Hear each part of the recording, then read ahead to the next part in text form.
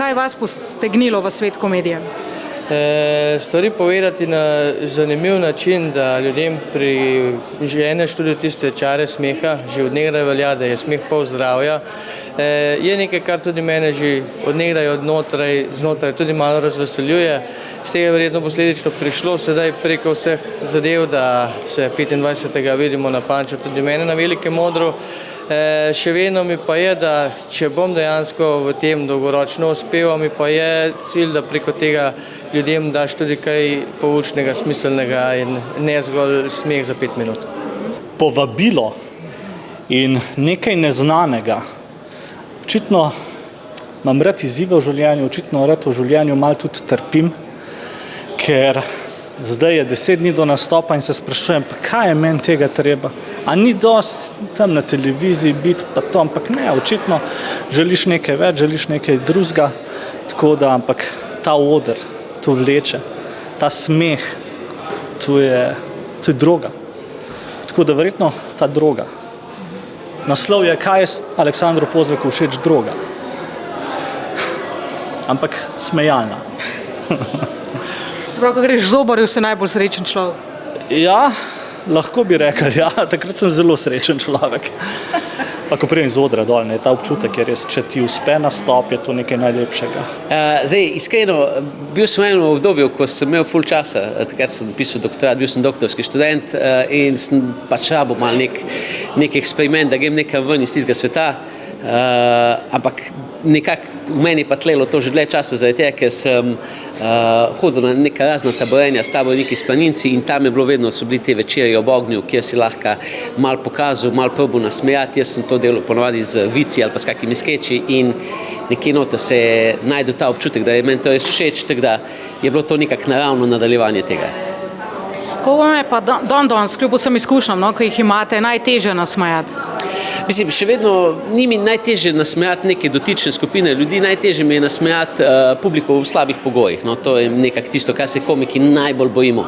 Da pač priješ v nek prostor, kjer je publika mogoče ali nerazpoložena, neprimerna, nekdo te je povabil, ne vem, na družinsko srečanje, kjer so si skregani, mogoče neki kavarni je ful glasno, mogoče ima neka družba zraven zaključek, pač tega se najbolj bojiš. Te publike je najtežje nasmejati. Jaz pa spravim, če pa je publika neka zbrana, pa vede, pa slej ko prej z leti dobiš te izkušnje, da jih lahko nasmejiš, ker dobre komike ko Dedek Mraz. Pač on ima polno vrečo šal in vsak mu da nekaj, kar mu bo všeč. Jaz sem v resnici začel z Impro ligo v KUD-u France Prešeren. Že prej mi je bila komedija vedno ful ljuba.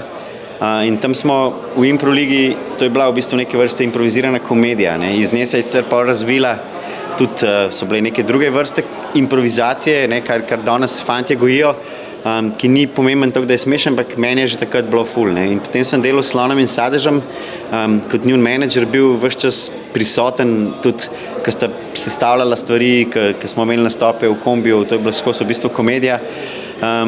In potem, ko se je nekako pojavila ta priložnost, Perica Jerkovič me je poklical, kaj pa če bi mi naredili neko stand-up zgodbo, sem jaz najprej bil proti, ampak pa sem malo razmišljal o tem, kako sem jaz v bistvu že, sem bil v Kanadi, kjer sem bil na tečaju za stand-up komika, kot improvizator, tam srečeval že neke stand-up komike, zakaj pa ne bi probali, in smo probali. Jaz sem pa tak človek, da ko enkrat nekaj začnem, ko probam, grem pač all in. To pomeni z vsem srcem, z vsem naporom, z vsem, kar v tistem trenutku premorem. Tudi denar sem vložil v zgodbo, jaz plačeval druge komike, zato da se je lahko razvijal. Imel na srečo veliko te nekih navezav, festivali, od Rokotočca, s Kekom sva se takoj našla v tej komediji, recimo. In pa so se stvari začele počasi graditi. Super je bilo organizirati prvi nastop, super je bilo organizirati prvi festival, super je bilo narediti prvo neko mini turnejo stand-up komedije po Sloveniji. In evo, super je še danes. Mogoče tudi super je bilo naučiti neke komike prvih korakov. Mogoče malo manj super je to, da jih je vedno več, ki so boljši od mene. Vihka si to omenil. Koga ti pa danes še vedno, kljub vsem tem, kar imaš, znanjem in izkušnjam in veščinam, najtežje nasmejati? Najtežje je nasmejati otroke.